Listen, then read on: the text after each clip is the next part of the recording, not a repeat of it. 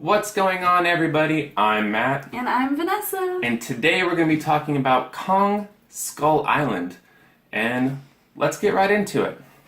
A team of scientists with a company of soldiers, joined by a former British SAS captain turned tracker and a photographer for good measure, head out to explore an uncharted island. What island, you might ask? Skull Island. Whose island? Kong's Island.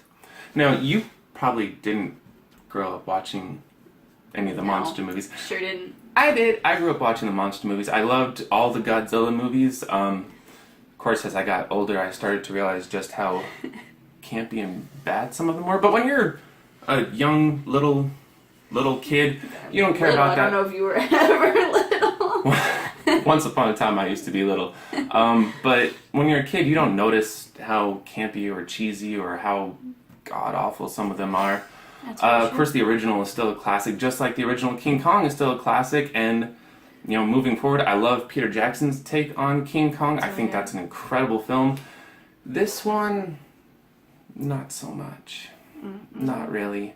And I don't really know how to explain too much of it, except for, I mean, it looks great. It does. Let's start there. The film looks fantastic. The CGI, the special effects, everything looks great. Kong looks great. Yes. The island looks great. The other creatures in the island are on the island, not in the island, maybe both, a little bit of both, in and on. Yeah, like if you've seen the trailer, what is it, the Skull Crawlers? The Skull Crawlers. That's a pretty good idea. Whoever came up with that, they look creepy. They look creepy, but it's a good take on something we haven't seen before. I don't know if that makes sense. A good take on something we haven't seen. It's something new. Something new, and it works. And then, of course, the filming location. I mean, one of them's Hawaii. Of course, it's going to look beautiful in Hawaii. But then I don't remember the other ones. Well, anyways, regardless, it does look fantastic. The special effects are great. The shots, some of the angles look really good. You know, you see in the trailer when the helicopters show up and Kong's there and he's like taking all the helicopters out of the sky. Fantastic scene. Happens early on in the film, and everything about that looks great. Anytime, you know, Kong is fighting the humans, fighting, you know, the military men, or fighting other creatures, it all looks really good. And like you said, the scenery, the set, everything. The filming location, everything just looks, and it works. Even, I mean, one of the first posters for this movie was Kong with the sun like behind him, so it's like his silhouette, and it looks amazing. And that is taken from the film, and it does look so incredible. good. They did a really good job visually with the film. Visually, it looks great. They put together a great cast. Fantastic cast. You've got Samuel L. Jackson, John Goodman, Tom Hiddleston, Brie Larson, Toby Kebbell, John C. Reilly, and John Ortiz. They put together a really good cast. The problem is, do you care about any of their characters? Nope. Not at all. And that's one of the first things I wanted to touch on with this film is you don't really care about anybody in this movie. And it's even hard to care about Kong in this movie. Yeah, and since it's his film, that's kind of a bad sign. It's a shame. Yeah, it is kind of a shame. You know, and you can sit there and argue, well, it's a monster movie. Who cares about the characters? Yeah. Well, first off, the original King Kong and Peter Jackson's King Kong would fight you on that. But okay, putting all that aside. Okay, so it's a monster movie. Maybe you're not here to care about the characters. You don't want to, you know, this isn't an artsy film. Who cares? Right. Well, the problem is you spend so much time with these characters in the film, but you don't know anything about them. And that, to me, almost makes them kind of boring. Because you spend... I mean, it's a 2-hour movie. I would say you spend a good hour and a half, 40 minutes just with these characters. Yes, Kong is in the film, but it's sporadic. He shows up in the beginning. He has a few moments in the middle. Shows up for a big fight at the end. The rest of the time, you're following these characters from location to location throughout the island, but you don't care about them. No. And you're given very, very, very little backstory. It's just kind of like throwaway lines here and there. Like, I used to do this once upon a time. And you're like, oh, that's cool. Tell me more. No. That's it. Next. Yeah. And that's where it falls short. The screenplay and even some of the writing. It's kind of bad. It's kind of weak and or forced. Yes. And it also happens really early on in the film. You know, they get started real fast. I will say the beginning of the film does set you up for what you would think would be a really good action-adventure story. Right. You know, I'm not going to spoil the beginning, but the beginning scene alone is really interesting and intriguing, and it sets up a character's backstory later on in the film. And then, you know, it moves forward to they want to go to the island, and then they put together their team, and they're heading off to the island, and you're thinking, wow, this is going to be really cool. And then little bits and pieces of the story kind of come together, but it's like the first 20 or 30 minutes. Yeah. The rest of it is just bad writing. Bad writing. Really bad writing, and you don't really care about the story. I mean, it's you don't care hardly about, interesting. Hardly. The only thing you really care about is the next time you're going to see Kong. That's a really pretty good much point. it. And the fact that this is a movie about Kong, and you're sitting through the entire movie wanting to see more Kong, and it's a shame that they put so much filler that is insubstantial. Sure. Is that sure. Not substantial? Not substantial. There we go. And it also there's a lack of emotional connection in this film. And once again, yes, it's a monster movie. Okay. But still, I mean, I'm okay with just an action film for the sake of action. Yeah. Rarely am I okay with that. There are, like, Die Hard. Action movie for the sake of action. Great film. But this, there's nothing to really grasp onto. It's all action. It's just scene to scene to scene. Some of those scenes felt like they didn't even connect.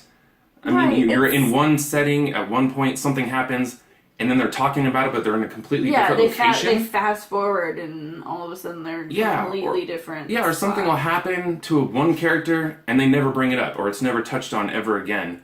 And then, the lack of emotion, you know, usually with a King Kong movie, who do you care about? You care about King Kong.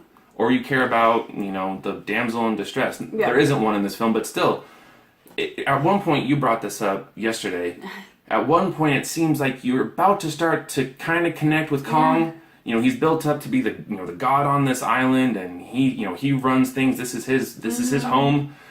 And there's a moment where you kind of start to care about him. Yeah. It gives you a little bit of an emotional tug, and then boom, on to the next thing. Yeah. And you never see it again. Just a little bit of, just 10 more seconds of linger, and you're good. You have a 2+ hour movie. Can you give me 10 seconds of a little bit of emotion? Yeah. It's a weak storyline, and they try to capitalize, and you're overcasted. I mean, you have a fantastic cast, and I would say that they overact, but they didn't overact in this. No, film. Actually, the acting for what they were given was really good, I thought. It was pretty good. And it's but not Academy Award worthy, but it's nowhere near that. You have Brie Larson, who won Best Actress 2 years ago, 2016. Excuse me, last year, 2016. And then John Goodman. John Goodman, we've seen him in such, and he probably gives one of the best performances in this film, not of his career, but of this. Well, probably he and Samuel L. Jackson are the two best performances you have going for this film. But I mean, the acting was good, the writing not so good, which is the biggest problem with this whole film. And it is a monster movie. I'm not looking for anything Shakespeare-wise, but I don't know, maybe a little bit more effort instead of just trying to pull, this whole Marvel universe thing together with, Godzilla and King Kong. I don't know, this almost feels like they're just shoehorning a movie in there to move on to the next film, which is kind of a shame. I would have wanted a little bit more. I also feel like this film suffered from what I like to call the Suicide Squad effect. He likes to say that a lot. Which is the very first trailer we got for this film, much like Suicide Squad, was like dark and intense. Mm-hmm. And then all of a sudden, intriguing. Yeah, with the following trailers, they upped up the camp and the humor for both this movie and Suicide Squad. And both times I was like, this is not the movie I was originally looking forward to. And also like Suicide Squad, my fears were realized when I walked into this theater and watched the movie and realized, the tone shifts so much in this movie. It goes from action and, oh my gosh, people are dying, to trying to crack jokes that, for the most part, don't work. That don't work. And it's not just John C. Reilly. Before anybody says anything, it's not just John C. Reilly. There are plenty of characters who try to crack jokes in this film. Sometimes they work, and we laughed. Other times, dead silence, and I mean the whole theater. Dead silence. It was nothing. It was pretty pretty sad. So this is like a mind-numbing film. It's a film that you would go to just to be entertained by visual effects and Kong in part of the movie. I mean, if you're gonna see it, go see it for the visual effects. I don't know about you, but I'm giving Kong Skull Island a C. That's exactly what I wrote down too. Is A C. And I don't know if I can wholeheartedly recommend this film. Maybe go watch it matinee price. Go watch it for the visuals. Go watch it for Kong. Otherwise, we have, what is it, Godzilla King of the Monsters coming out in 2019. I have no idea what to expect anymore because the 2014 Godzilla, which that was fantastic. Which I guess I can say we liked. I know a lot of people didn't because you don't see a lot of Godzilla, and there are some things wrong with the movie. I'll admit it is kind of flawed, but I did really like it, and that is more of a dark, intense film than this one. This is camp and humor and kind of sort of lighthearted, but also kind of sort of serious. I don't know. I have no idea what to expect with this, expanded universe. I don't know what to expect with the next Godzilla film or where they're going to go moving forward. It probably all depends on how well this movie does. But yeah, I mean, they already have those other films in production right now, so I don't really know. We shall see. Yeah, I don't really know what to expect anymore. But yeah, maybe go check out Kong Skull Island. Maybe. Or maybe rent it. Maybe borrow it. If somebody buys it, just borrow it. I don't know. But that's all we've got. Good. Great visually. Yeah, it's really not pretty. So much elsewhere, really. So that's it, guys. Of course, if you like this video, hit the like button. If you want to see more of our movie reviews, hit the subscribe button. Thank you so much for watching. We do appreciate it. And yeah, take care of yourselves, take care of each other, and we will see you guys next time.